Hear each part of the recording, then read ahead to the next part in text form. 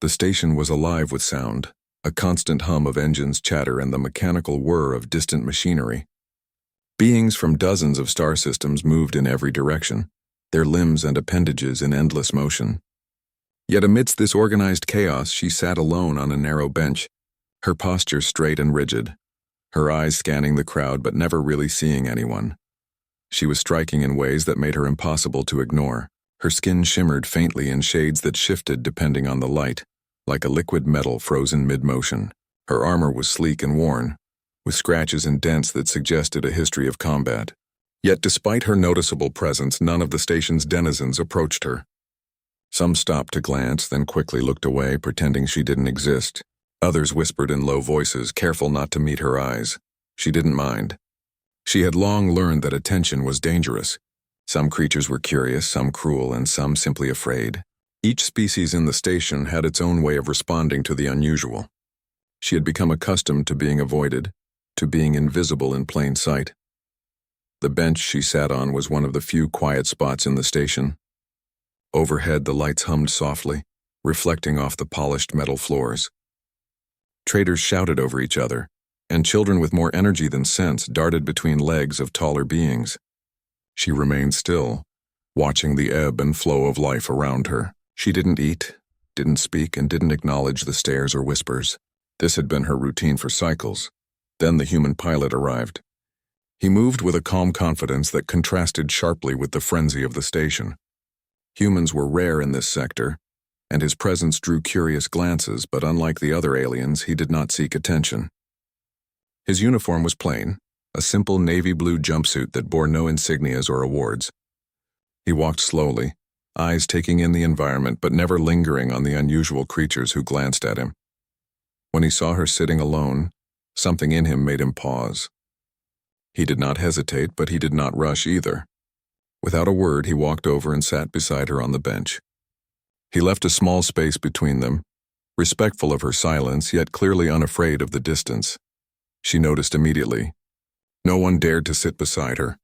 She could feel the weight of countless eyes measuring her, judging her, but this human, this stranger, had done something that no one else had dared. Her eyes flicked to him briefly. He didn't smile. He didn't fidget. He simply sat, calm and steady, as though he had chosen to occupy the same space not to intrude, but because it felt natural. The stillness he brought was different from anything she had known. It was not fearlessness, not arrogance, but something quieter and stronger. For a moment she said nothing. The noise of the station seemed to dim around them. Other beings passed by, some pausing to glance at the pair, but none approached. In this brief silence, she realized she didn't feel the usual tension pressing in. She didn't feel the need to prepare, to guard herself, to pretend to be untouchable. Finally, he spoke. His voice was low and neutral, carrying a calm authority without demanding attention. "It's busy today," he said. She considered answering, weighing the options, and then spoke. Her voice was soft, cautious, with the faintest hint of curiosity. "It always is." He nodded slightly, as if that was all the acknowledgement needed.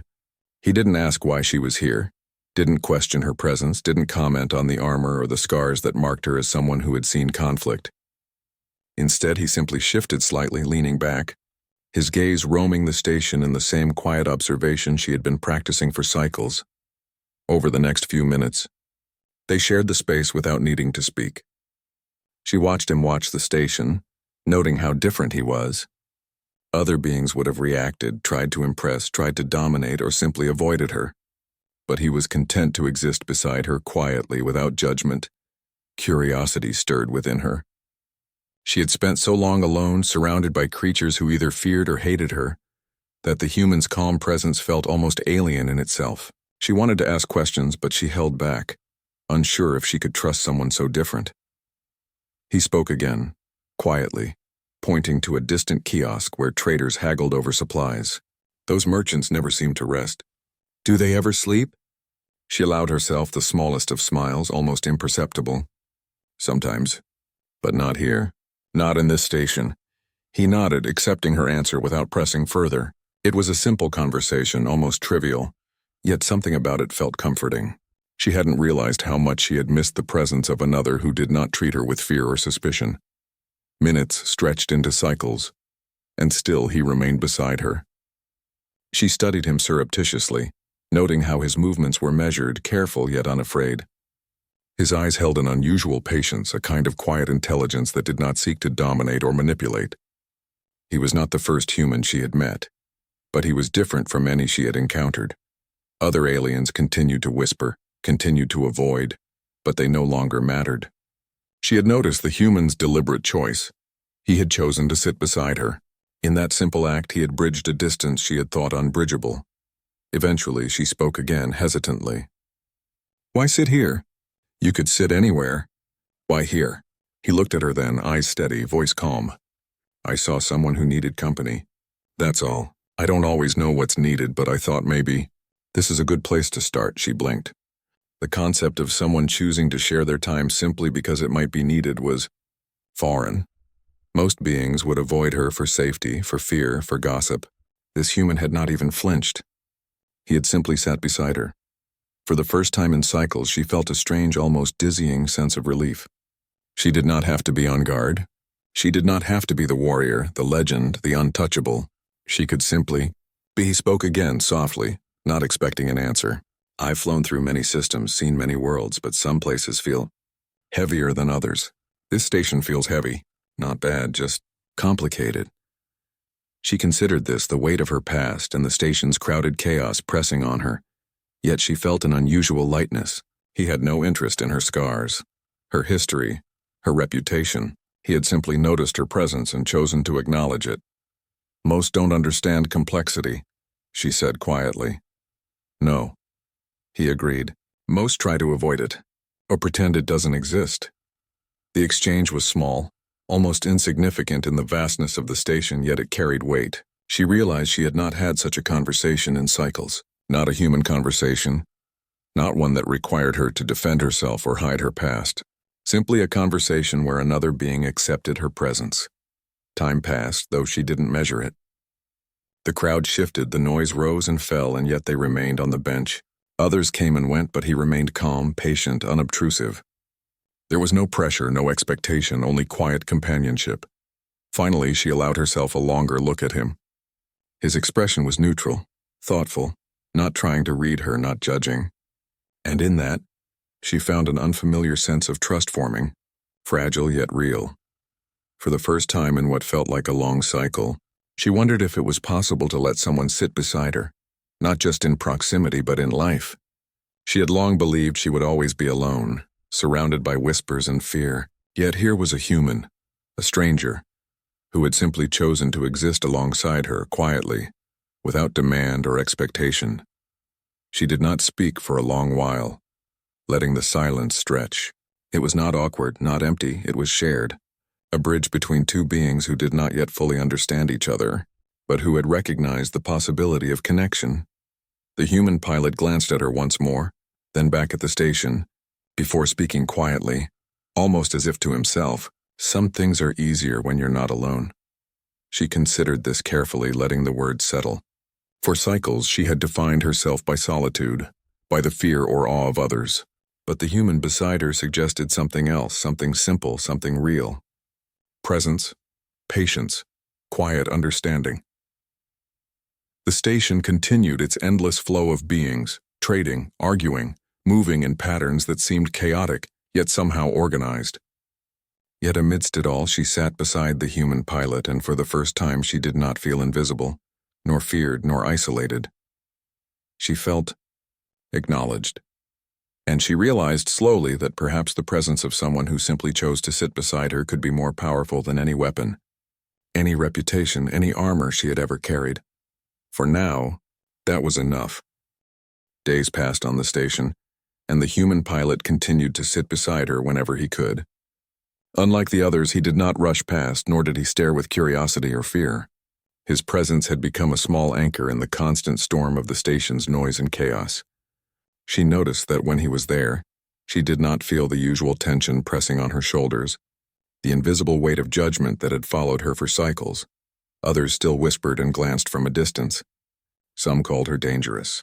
Some called her unapproachable. Some merely avoided her. But he did not care about what others thought. He only noticed her. And slowly, almost imperceptibly, she began to notice him. He was quiet, not in the way of avoidance, but in the way of observing. He spoke only when necessary, asking simple questions about the station, about routes, about the unusual machines and beings that surrounded them. He had a human curiosity that did not demand answers but simply welcomed them when offered. She found herself talking more than she intended, sharing stories she had kept buried behind armor and distance.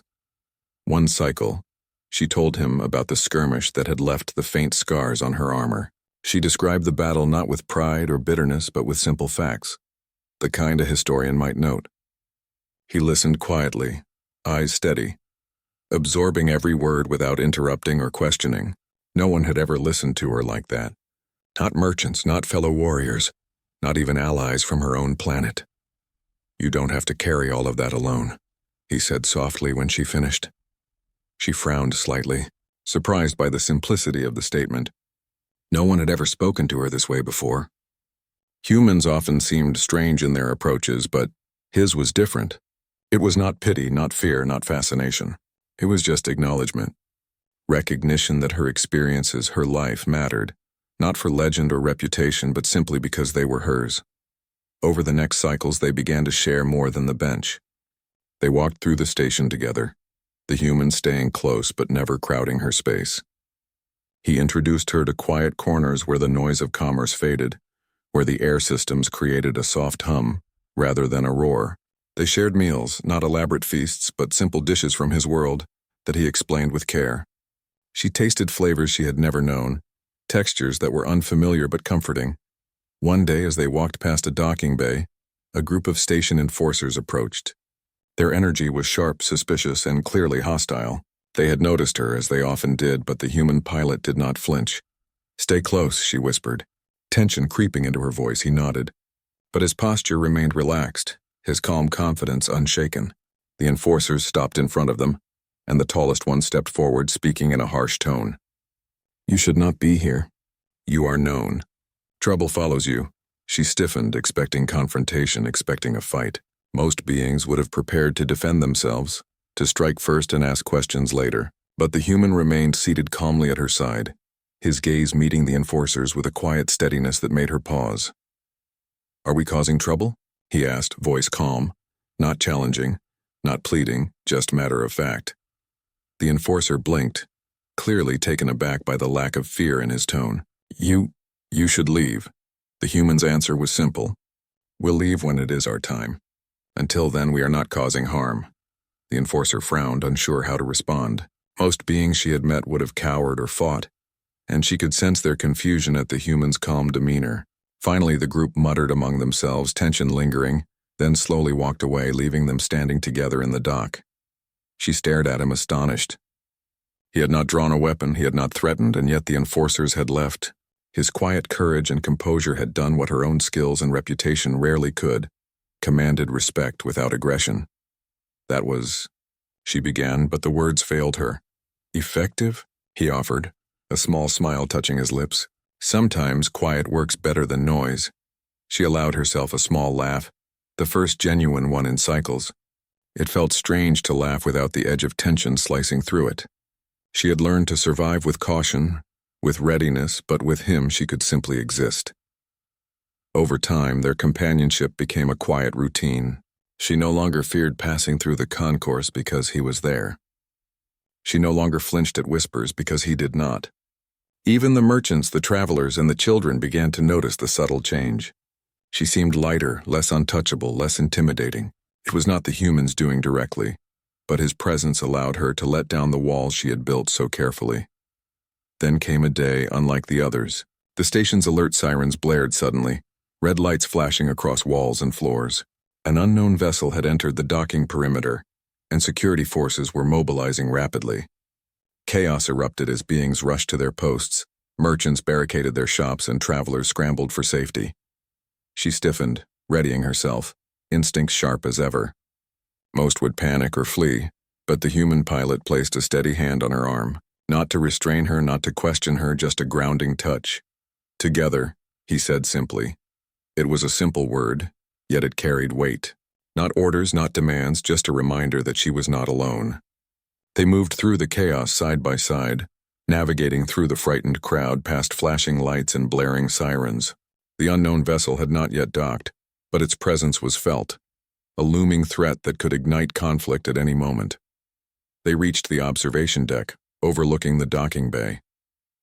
The vessel was enormous, unlike any she had seen before. Its hull black and angular, humming with an energy that radiated through the metal floors. Security forces were preparing for the worst, but she realized she did not feel the fear she usually carried. The human pilot was beside her, steady, calm, unafraid. "We don't even know what they want," she muttered, tension still in her voice. "True," he said, "but we'll face it together. That's all we can do." And for the first time she believed it, not just the words but the unspoken promise in his presence, that together they could face whatever came without fear, without judgment, simply side by side. When the vessel docked, they watched as alien figures emerged, imposing and unfamiliar. Security forces approached cautiously, weapons raised, but the human pilot did not move. He stood beside her, a simple figure in the midst of tension, radiating calmness that seemed almost tangible. The alien figures paused, as if sensing the unusual presence of the human beside her. They spoke in a language she did not understand, but the tone carried weight, authority, and expectation.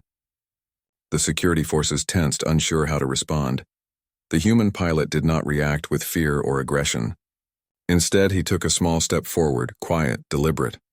He did not raise his voice, did not threaten, did not demand. He simply stood steady beside her.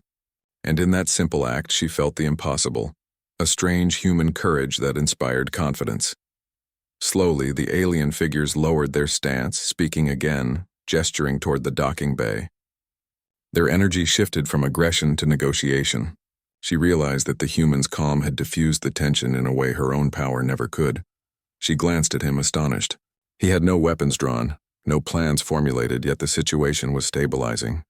His mere presence, quiet and confident, had shifted the balance. "Humans," one of the aliens muttered in a low tone, almost to themselves. He did not respond verbally, only with a steady gaze. That gaze, filled with quiet assurance and unexpected courage, seemed to speak louder than any weapon. Hours passed as the situation resolved peacefully. The unknown vessel turned out to carry diplomats, seeking negotiation rather than conflict. The station resumed its normal rhythm, the alarm silenced, the red lights fading to their normal glow. She exhaled, a long, deliberate breath she hadn't realized she was holding. The tension of constant vigilance had lifted, replaced by something entirely new. Trust, quiet understanding, and the realization that she was not alone. The human pilot turned to her, a small smile on his face. "See? Sometimes just sitting together, being steady, makes a difference." She laughed softly, a sound that seemed foreign to the station's usual clamor. "You make it sound simple." "It can be," he said, "if you have someone beside you." And she realized finally that she had found that someone, not because he wielded power, not because he demanded respect, but because he had chosen to sit beside her quietly, steadily, without fear or judgment. He had chosen to exist alongside her in a way that was rare, even extraordinary. For the first time in cycles, she felt a sense of belonging, a sense of connection that was more powerful than any weapon, any armor, any reputation she had ever carried. And as they walked back through the concourse side by side, she knew that the presence of a human pilot, quiet, steady, unassuming, had changed her world entirely. From that day forward, she no longer sat alone in the station. He remained beside her, not intruding, not demanding, simply present. And in that presence, she discovered that even in a galaxy of whispers, fear, and legend, true courage and companionship could exist in the quietest of ways. She had been alone for cycles, surrounded by judgment, fear, and avoidance. But with the human pilot beside her, she had learned that sometimes all it took was someone willing to sit quietly, patiently, and without expectation to make a world feel less,